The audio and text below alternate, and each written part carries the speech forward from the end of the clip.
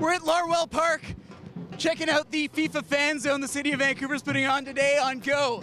Ah! Coming up, the Vancouver FIFA fans are in the zone. There's tons of activities for everybody. Right here behind me, we've got the Robo-Go. We meet a master chef. And Canada's new master chef is... And keeping our green spaces clean. It's a super feeling.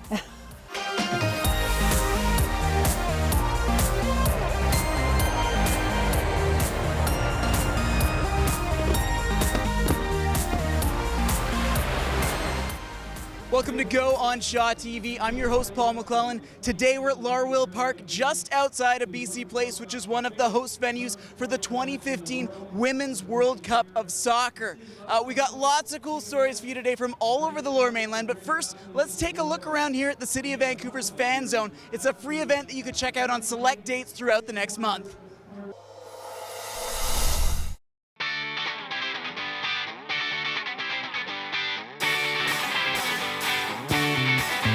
The FIFA Fan Zone is a free, accessible space for all ages to come down to. The city's invested in here for us to celebrate the Women's World Cup, to celebrate some of the best athletes in the country, in the world, and so there's tons of activities for everybody. Right here behind me, we've got the Robo-Goalie for the kids to take a demonstration to kick against. We also got the FIFA Fan Experience Cube that's got a lot of digital interactive games, and an artificial pitch that's set up for people to play some pickup games, and best of all, watch some of the games live on the 2 jumbo screens that we have. Totally awesome. Now, what's the atmosphere like here with BC Place right around the corner? Well, you know what? It was with BC Place right around the corner. We're steps away. It's fans coming to the game, right? No matter what country you're cheering for, it's just all about the family. It's moms, dads, anyone that plays soccer, anyone just loves an outdoor community celebration. Go Canada! Go Switzerland! Woo! Hop treats! Go Canada! There's a bit of everything for anyone, and it's fully free and accessible to get in. So who's coming? You said families, kids, but it looks like everybody's here. Everybody's here, whether you love the game or you just want to support soccer, like everybody's here. It's the sunshine is out, you know, and it's also, we do have food and beverage that's on site, so we will be opening some days at noon, so we encourage everyone just to come out of the office, come down, check out games that are happening on the screen, bring your lunch, bring some friends, and just come down for a great afternoon.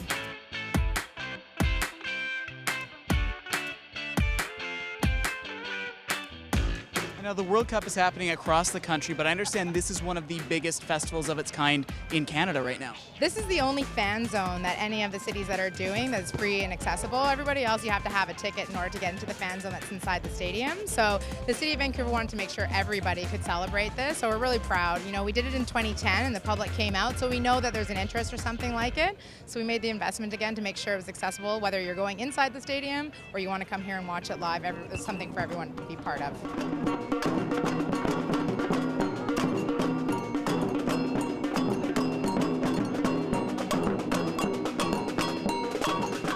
We'll have more from the city's FIFA fan zone throughout the rest of the show. Really cool to see the Canadian national women's team vying for the World Cup this year.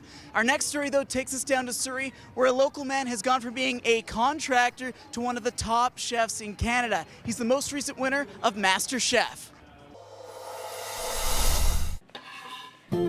He chops like a pro, sautés like a culinary artist, and he stirs like a gourmet chef. That whole feeling of being, full and feeding people, I really enjoy that, whole like communal thing. In fact, it would be an understatement to say David George loves to cook.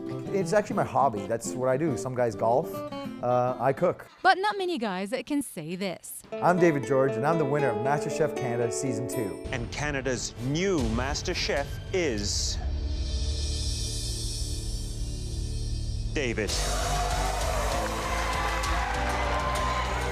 At 39 years of age, the Cloverdale resident beat hundreds of aspiring cooks from across the country to win the national TV show title. When I heard my name, it was surreal. It was incredible. Everybody ran over, the confetti fell from the sky.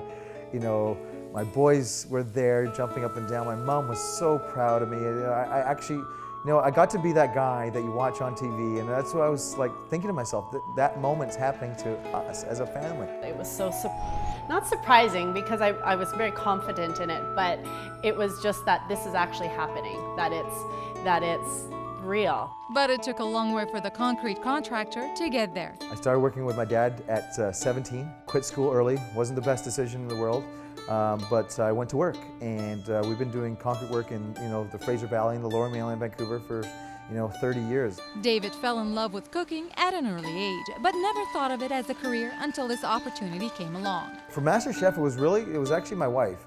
She really pushed me and urged me to do it. She believed in me. He's a competitor, but at the same time, he's very passionate about what he does. And I think the combination of the two made him completely prepared to do a competition like that. The contest was fierce, but his competitive spirit carried him through to the end. I went in with a goal to win every single challenge. I was known as the sweaty guy because I brought so much pressure on myself. I knew if I won the mystery box, I'd be up in the gallery and I'd be safe for I'd be in the next episode. I'd make it one step closer to that finale. And that hour went by so fast. It was incredible. And he believes that his day job was a good preparation for this competition. It's very similar to cooking. You always, your product can go bad. You have limited time. The resources are different. The product's different. A product that he enjoyed sharing with the rest of the world. It was truly a once-in-a-lifetime experience. It was so much fun. The friendships I achieved, the relationships I got, and I'll be friends with the people from the show forever. New friends, new connections, and new opportunities. David hopes to open his own restaurant in the area to prove that it's never too late to make any dream a reality. In Cloverdale, I'm Jeannie Tozy for Go on Shaw TV. It is ours. And there must be something in the water down in Surrey because the winner of Top Chef Canada Season 3 also from there. Stick with us though, we got lots more coming up on Go from here at the FIFA Fan Zone. Up next, more from the FIFA Fan Zone It's pretty amazing to put on a jersey for Canada. and keeping Harrison's rivers clean. You feel like, yeah, you're contributing. Hi, I'm Katrina Dunn, and I'm one of the co-curators of In Tune 2015, an event that develops and showcases new Canadian musicals and supports the artists that create them. From June 12th to 21st, In Tune takes over Granville Island with performances, master classes, showcases, panel discussions, and a whole bunch of other cool things. In Tune's 10 action-filled days will introduce you to some Canadian musical theatre's most innovative projects and have you humming along in no time.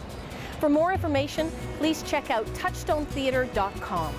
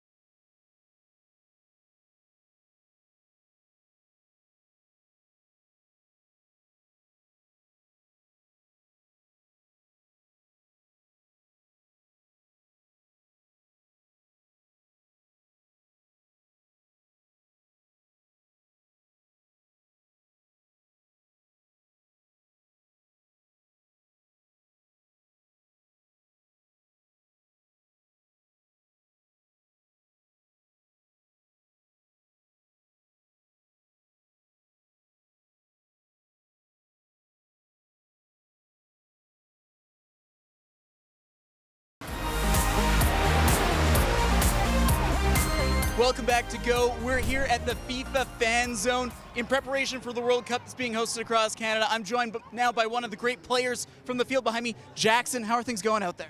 Good. Good. How many goals did you score today? Just 2. And you are not from Vancouver. Where are you visiting from? I'm visiting from Washington, Gig Harbor. And what are you here for? I'm here to watch the World Cup. Thanks so much, Jackson. We're going to be joined next, though, by another super all-star soccer player. This time, though, it's a former member of the Canadian national team, Sarah Maglio.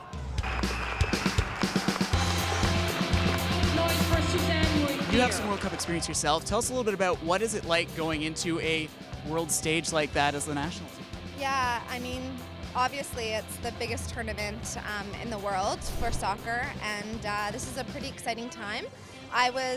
It feels like a lifetime ago, a part of the 1999 World Cup team, so we played in the US. And that stage was amazing for how they hosted the Women's World Cup in that year. So having it here in Canada for our Canadian women is just extremely exciting. Now, some of the games and events, obviously, we're at one of them now, or in Vancouver. You're local yourself. What does it mean, do you think, for soccer in Canada, for especially the kids? You're here with your kids, to see something of this caliber right in their backyard. Yeah, it's so exciting. I mean, to hear the record number of people that watch the game in Edmonton live, it's just so wonderful to have these female role models in soccer and in sport, and to have it in Vancouver and across Canada for all these young, not only girls, but boys, to see these athletes and what they do on a daily basis to get to where they are today is just so exciting. And then what do you remember? What's the best part of an experience like this? Because I imagine it's something that you think about even to this day, every day. Absolutely. You know, it's hard not to watch it, emotional for what they're going through. It's pretty amazing to put on a jersey for Canada, to be there when your national anthem singing, and especially doing it in front of your family and your friends and, you know, your country. Oh, it was close.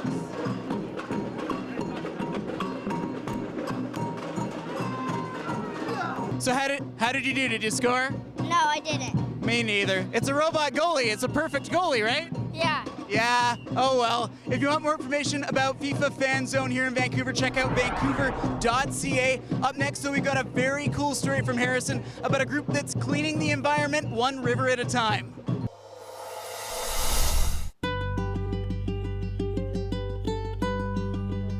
Meandering toward Harrison Lake is the Miami River. It's a quiet stream that residents can walk along and enjoy. And it wouldn't have been that way without the help of these people. They're part of the Miami River Streamkeepers Society, and what they do is restore and revitalize the river system. Because it's our backyard. We all live in Harrison Hot Springs, and our mandate is to restore and revitalize the river system and to work in public education. Yeah, salmonberry, snowberry. Over the past number of years, this small group has been fixing the flora of this area, restoring it back to its natural state. When we started on this greenway, we had 2 areas of monoculture Japanese knotweed.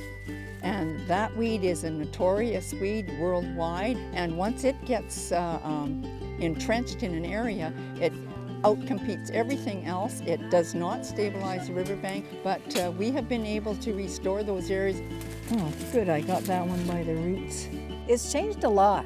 There's different things growing along the greenway now that more native things rather than just a monoculture of the blackberries and the Japanese knotweed. Other things have been replacing it, and that we've, had volunteers come out and replace it with.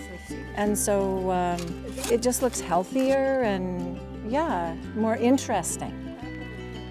One thing the Streamkeepers Society does is a walk in the weed, which they do every Monday. It demonstrates their commitment and how this is so much more than some environmental obligation. In here is where I put all the skunk cabbage. My passion has always been the environment. I've been working in the environment since the 1960s, so I'm very concerned about planet Earth, and you need to look after your river systems. And so for me, it's just sort of looking after planet Earth, keeping it for our grandchildren. Awesome way to meet people. Yeah, it's been a great way to get involved in the community. You get to know so many different people with the same interests, and mostly so many people in this area are interested in the beauty of our area. Yeah, it's been a really great experience. Don't tell Jan she'll stay here for like 10 minutes. Well, I think that the highlight was actually getting the river to the point where the Department of Fisheries and Oceans felt confident in allowing us to release salmon into there, because you can't just release salmon into any river you want. It's a super feeling. You feel like, you're contributing. Oh, how pretty. I like to be able to contribute to my community and and the general health of the planet altogether. You know, when you think that it was Japanese knotweed from here, It's wonderful to see such a dedicated community come together to make the world a better place so that everyone can enjoy it for years to come. In Harrison Hot Springs, I'm Jonathan Horst for Go Fraser Valley. If you're interested in joining a local chapter of the Pacific Streamkeepers, check out pskf.ca. Now stick around after the break. We're heading over the Lionsgate Bridge for stops in North Van and Whistler. After the break, retired sled dogs. Come on out, mister. And a local business for busy people. I want everyone to have a personal assistant. I want everyone to have that freedom. Hi, my name's Toby and I'm the chair of the Strathcona Business Improvement Association. I'm also the representative for the Meet Your Makers Expo. This Saturday, June 13th, we're hosting Meet the Makers Expo from 11 a.m. to 3 p.m. at Maker Labs on 780 East Cordova in Strathcona. This community event is part of the Made in Strathcona campaign that gives the public a chance to discover some of Strathcona's thriving businesses. We're showcasing 18 Strathcona businesses at the event, including restaurants, cafes, breweries, and a selection of locally made goods and services. Reserve your free ticket at madeinstrathcona.com and come out and enjoy a fun-filled community event this Saturday from 11 a.m. to 3 p.m. See you there.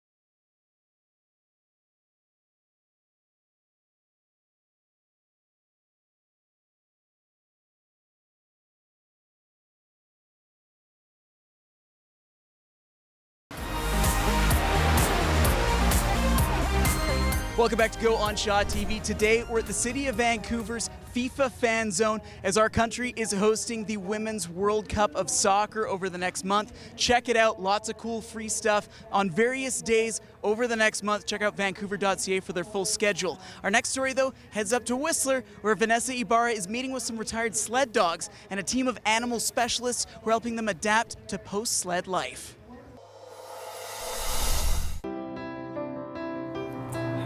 Hi, Rebecca. How are you doing? Good seeing you again. Good. I'm here to check on Barnes. How's he doing? He's doing so good. After spending his entire life as a sled dog in the States and Whistler, making the transition to family pet turned out to be a downright terrifying experience for 8-year-old Barnes. The first 3 months of a dog's life we refer to as the socialization period. If they miss out on experiencing being handled by kids, getting on a bus, seeing what traffic looks like, when they're older and they experience this for the first time, it's overwhelming. The problem with Barnes, he was very, very fearful. Beyond the anxiety that we typically see with a lot of sled dogs, where they're just uncertain and unsure, Barnes was terrified. Come on out, mister. The Husky Shepherd Cross having spent the last year being cared for by Dr. Rebecca Ledger and staff here at the Whistler Animals Galore Shelter. Unlike traditional training methods, Dr. Ledger uses a clinical approach to treat rare cases such as Barnes and other sled dogs throughout the Lower Mainland. What we're looking for is his emotional reaction to things. Because these issues are, they're akin to human psychiatry, the clinical way of looking at this is to understand what can we do beyond training here, what else does the dog need in order to recover from his mental illness. Diagnosing, then pairing with veterinarians to come up with a treatment plan, including possible medications and daily exercises for staff like Lindsay to implement. Introducing him to new people was kind of the first step with us so that we would be able to have new people working with him. So the way that we did that was hand feeding him his meals. Sometimes we would take him for walks around the shelter before he was comfortable to leave the shelter. He has a preference of being on grass, hey? Yes, or on the dirt. On the dirt, yeah. okay. Dr. Ledger checking in with Barnes every 2 months, undergoing simple measures such as petting, Oh, good boy. feeding, and calling him to measure his psychological state and progress, tweaking the plan as she goes, with even the simplest of improvements a celebration. Good boy. This is the first time I've been able to pet him, and he's not looking terrified. He's taking little steps each day. He's able to go for walks with probably over 10 different volunteers now, which is amazing. When he's on his walks, he's going further and further. He's made so many dog friends at the shelter. With the center having rehomed 45 sled dogs throughout the years, Zeg among the current canines having also received Rebecca's care awaiting adoption at the Burnaby SPCA, her hope is to have more homeowners and caregivers learn to look deeper into pets' issues. There's been more and more research coming out that shows us that dogs suffer from mental health issues that are akin to the same mental health issues that people can experience: anxiety, depression, frustration. When we apply a clinical approach to dealing with these kind of problems with animals, the success rate definitely increases. At the end of the day, they're still dogs. And when they eventually transition into a home with a family, they become pet dogs. In fact, they're indistinguishable from the regular pet dog. I'm Vanessa Ibarra in Whistler for Go West Coast. If you'd like to adopt Barnes or one of the other dogs you saw in the story, check out whistlerwag.com/adopt. Now, I'd love to have a dog, but I don't really have the time in my life, but maybe the fellow in our next story can help me out with that. He lives in North Vancouver, and he does errands for other people. He's made a job out of it. Let's check it out. It's a typical weekday morning. Most people are at work, and it's no different for Paul Stokes. He's on the road, completing another errand. I want everyone to have a personal assistant. I want everyone to have that freedom to be like, I can depend on someone to get this done. So when I do that for them, they like open up their arms. They're like, wow, I'll get you to do this and this. Like, it'll start with a furniture move, and then they'll call me for picking up groceries, and then they'll call me to go pick up stuff for their party. From being a grocery bagger and delivery driver, Paul combined these two tasks and expanded his offering to come up with city errands. So I'm gonna go inside and pick up some tickets for my client. They're too busy at work that they can't come and pick it up, and they have an event tonight to go to. So I'm gonna go grab the tickets and then go drop it off at their house. Paul executes errands around the North Shore, West Van, and downtown Vancouver. But he's done deliveries across the Lower Mainland and has even done an errand to Edmonton. I think the most part is maybe they just don't have someone, and no one really wants to do that extra effort. No one wants to run and do that errand. But Paul will, along with his group of guys. Today's to-dos are mainly for those busy at work, but this isn't always the case. I really enjoy helping elderly people. I feel like when I go there and you get to have chats with them and really figure out who the person is, that really is my favorite. Although today's pickups include furniture and fashion, each day brings something new. I picked up some coffins. They didn't tell me they were coffins until I got there, and they weren't actually coffins. They're wooden coffins, but they're art pieces for, I guess, a gallery downtown. So I got there and they're like, okay, yeah, so we're picking up coffins. I'm just like, oh, okay, here we go. He comes in and he picks up clothes for us to send over to our tailor, because we make custom tailored menswear. So the tailor is about 20 minutes away. So he comes in and he does that for us, and that saves her about 2 hours a day. All the suits are downstairs. Anything else? Can you drop this at Modern Nice for me, please? Yeah. Thanks. Have a good one. Tomorrow. Do you foresee this relationship continuing? Oh, totally, until he gets rid of us. He's like a godsend. It's amazing. The help involves a lot of truck time, but Paul doesn't mind being on the road. For some reason, I love driving, and traffic doesn't bother me. And he's able to navigate from one location to another, day in and day out. I would say the biggest thing I've learned is patience. Patience with people, patience with coworkers, patience with businesses, and being able to understand people is huge. And everyone's different, and you can't judge people. Paul hopes to make city errands a household name in BC and then expand to the rest of Canada. But for now, he'll stick to supporting the community around here. From North Vancouver, I'm Tiffany Gurdon for Go on Shaw TV. Paul's dream is to eventually start doing some of those chores for local celebrities. Good luck with that, Paul. Now, before we end off the show, I'm headed out onto the streets of Vancouver to find out how excited locals are for our nation's hosting of the World Cup.